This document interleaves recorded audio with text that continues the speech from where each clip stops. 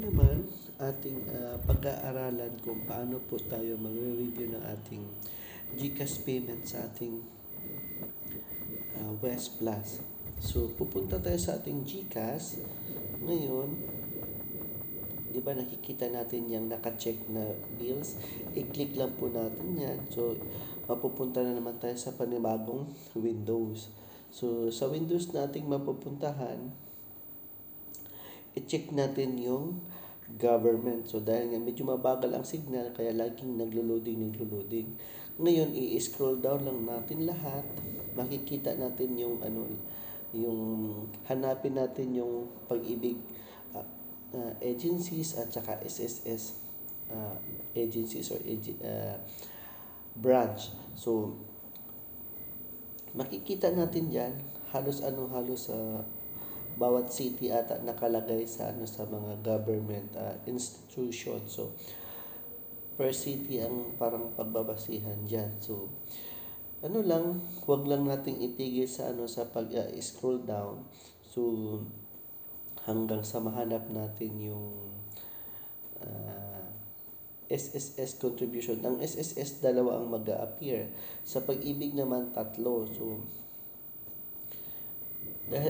dahil dalawa ang mag-a-appear sa sa SSS, so yung isa is parang sa loan restructuring program or kung paano tayo magbabayad ng ating loan kung meron tayong loan sa SSS.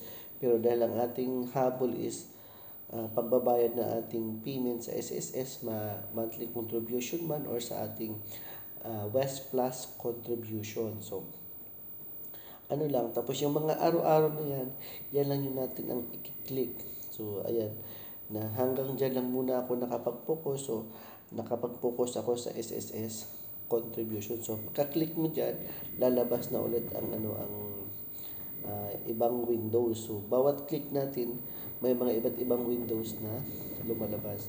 So, hindi ko pa po siya nasubukan guys na magbayad sa GCash gamit ang GCash sa Pag-ibig. So, hindi ko pa siya na-try. So, anyway, first time ko pa din naman na nagbabayad ng ating GCash sa Wish Plus nung November. So, ayan.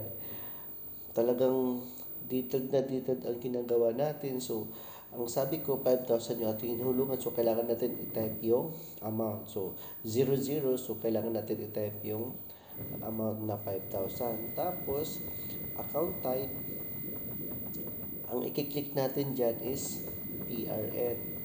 Tapos, pagka-click natin ng PRN, yung PRN 14-digit number, i-input natin yung 14-digit na number kasama lahat. Walang pati yung mga numeric numbers at saka alphabet. So, kailangan natin isulat. Tapos, yung nakalagay dyan sa payer type, ano ba yung siniselect natin dyan is OFW contribution kasi isa po akong OFW dito sa bansang